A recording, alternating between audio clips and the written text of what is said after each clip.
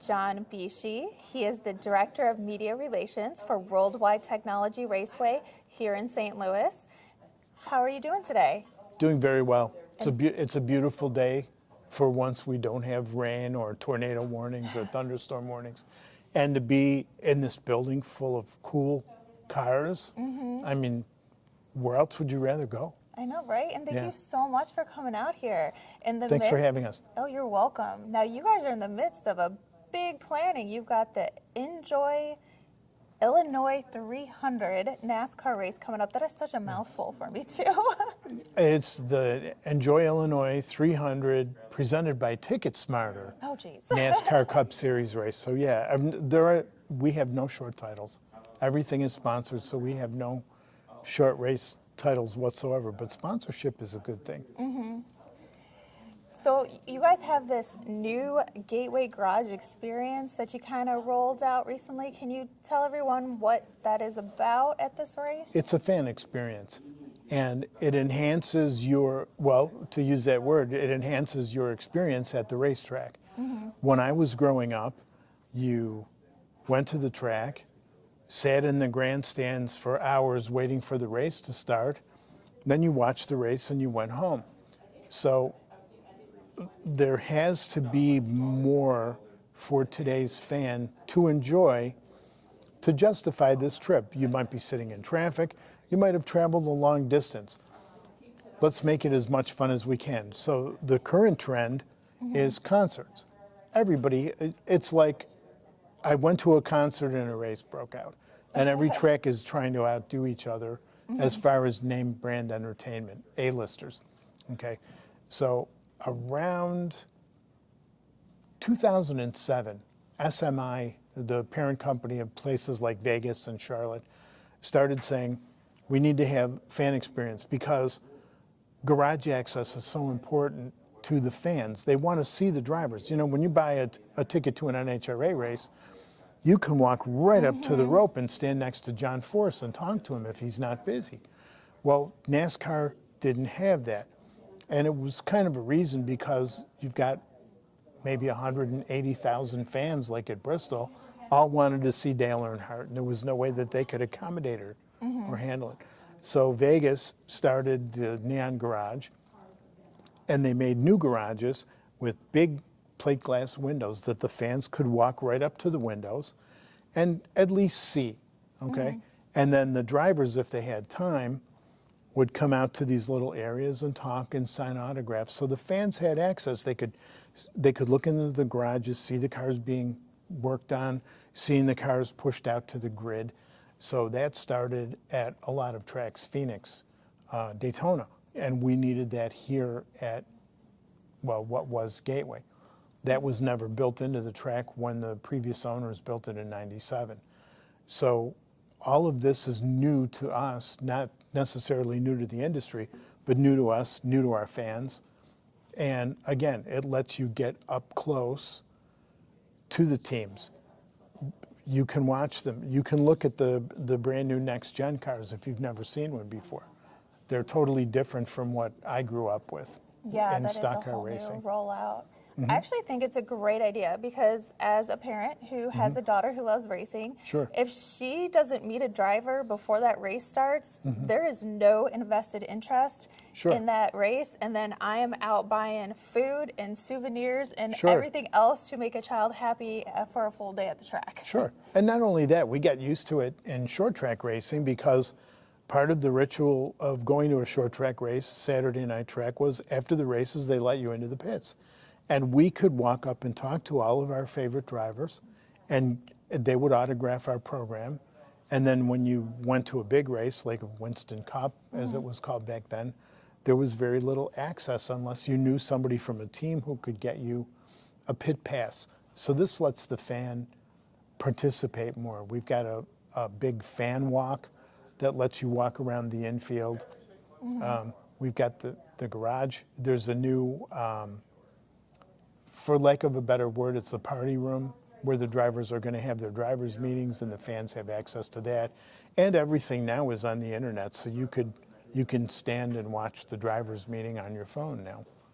That is really cool. And I attended last year's race, the first inaugural race.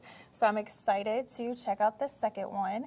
And what I think is really cool for the second race is you have Jackie Joyner-Kersee as the Grand Marshal. I think that is just amazing to have a woman up there telling them, you know, drivers, start your engines. That is so cool. How did you guys kind of make that connection with her? I know there's a lot that the racetrack does with her foundation. Well, we work with her foundation, and our foundation works with her foundation, Raceway Gives. And she's a St. Louis icon.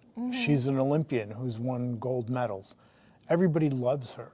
So it was a natural. And then as part of enhancing the weekend, again, we have a lot of non-racing activities. We have our own concerts. We have tailgate parties in the special tailgate lot. Well, we said, well, since it's a race and Jackie was a runner, let's do a 5K here. So there's the JJK 5K, and it's another way for people to participate, but it will also bring in runners who may not be race fans and look around and say, you know, this is really cool. I'd like to come to a race here. I think that's great to have this more integrative approach to racing and trying to bring different demographics and different likes. And I just think that's a great idea what you guys are doing, and you're doing it so well. Thank you.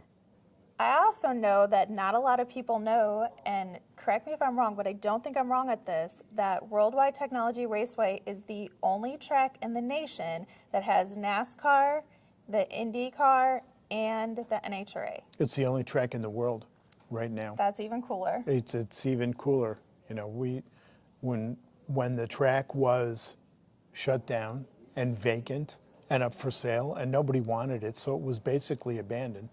It was 2 weeks away from having all the grandstands dismantled and sold for scrap metal. Wow. And that's when Curtis stepped in, because Curtis raced there.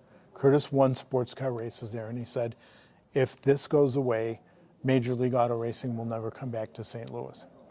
So he stepped in, and the first people that he spoke with, he looked at everything needed work because everything had just gone to pot. None of the pipes had been winterized, so they burst, and the elevators and everything, nothing was taken care of. And he said, the drag strip's not too bad, we can fix it. And he went to NHRA and said, if I lease the track for one event, will you come back for a national event? And they said yes. And he said, then if the national event is a success, then we know this track is viable and I can buy it. So NHRA came back, big success. They convinced NASCAR to come back with at least the truck series. Right. And then IndyCar perked up and said, you know, we want to race at St. Louis too. So we got an IndyCar race. So the natural progression was we needed a cup race. So where other tracks come and go, you know, sometimes like Watkins Glen had Indy cars, and then they didn't, and they did, and they don't now, but they might come back. We've got it all at our track, and we're the only track in the world that has that. Yeah, no, it's really exciting. You know, everyone wants to say like Indy is the motorsports capital, but I think St. Louis is about, you know, we're starting to take the lead. We got a lot of events. We have a big car community here. I think we're the Midwest motorsports capital. I'll agree with that. Indianapolis will always be the icon, because even if you don't have a driver's license, you've heard about the Indy 500. That's true. You know, even if you have never watched a race, you've heard the name Mario Andretti or AJ Foyt. So those are household names now. And Indianapolis is an icon. It's more than 100 years old. But for the Midwest, we're the one-stop shopping center for motorsports. We are, and you guys have amazing plans coming up, and we can't wait to see everything and how the park evolves in the future. I'm excited. Well, we have expanded campgrounds. We have new parking lots. We have expanded existing parking lots, and we now own the golf course. Oh, wow. So we can utilize that without, you know, wrecking the place. And we also own the property directly across the street from the Speedway, which is now a lake because of the landfill across the street from us. So Curtis is constantly acquiring property all around us and then using it for the the race weekends. No, You know, you can never have too much parking, and then Oh, I know, right? and then the more parking you have, it just alleviates the traffic jams. That is very true. Very true. I know. I think it's great what you guys have done with our area and how much you're bringing everything and how much you do to try to help kids get into racing with your programs. Sure. If so, all our viewers, you might be worldwide, nationwide, maybe not in St. Louis, but definitely check out what Worldwide Technology Raceway is doing, because they really are becoming a leader in getting the next generation of drivers on the track. And since I have John here, and you're such a huge car fan, and we're surrounded by a bunch of cars, do you have a favorite classic? I have 100 favorite classics. I'm partial to 1956 Chevrolets because I owned one. Yeah. We had a big rockabilly events when I worked at Vegas, and I would drive my Mazda to the car show and be embarrassed. And my friend called me up and he said, you know, you're always driving that Mazda to the car show. And he said, you need an old car. And I go, yeah, like find me one. So he called the next week and said, I got this guy in California. Mm-hmm. It's a daily driver. It's a 56 Chevrolet, but it's a daily driver. Everything runs, everything works. And he said, the only thing it doesn't have is a back seat because the guy has a big dog and the dog tore the back seat up. So I'm thinking, how much does he want? 10 grand, 20 grand, 30, what does he want? $5,500. Wow. So I said, go over to his house and take some pictures and send me the pictures. And the only thing it had wrong with it was 17 different coats of paint that I found out about later, but it had one cracked window. Well, back then they had all these parts catalogs where you could build, I can't remember the name, but you could build a brand new 57 Chevy just out of this parts catalog. They had everything from chassis to body parts to little teeny nuts and bolts that went like inside the glove compartment and stuff like that. Nice. So they delivered it to my house, and I looked at it and I go, it's not a factory color. So I pulled the door open and the color changed, and they never painted the jambs. So the jambs were maroon. And then I opened the trunk and I pulled up the rug and it was seafoam green, and that was the original color of the car. So I think the car was painted like 5 times. So did you return it to the seafoam? No, I left it red and white. Okay. And I put a lot of money and a lot of parts into the car, put a new engine in it, new radiator, new gas tank, things like that. If you're going to put in a new engine, you want a new radiator and you want a new gas cap or gas tank, because you don't want the engine sucking gasoline out of at the time it was a 55-year-old car. Oh, yeah, I'm So- sure you do want to give it an upgrade. That was the previous live with Eliza we had, how to Yes. get your car ready. Yeah. Well, thank you so much for joining us. And Thank you for having being us on. Yeah, and I cannot wait to see you guys out at the track. Yes. Make sure you join us next time for Live with Eliza at Gateway Classic Cars, Dreams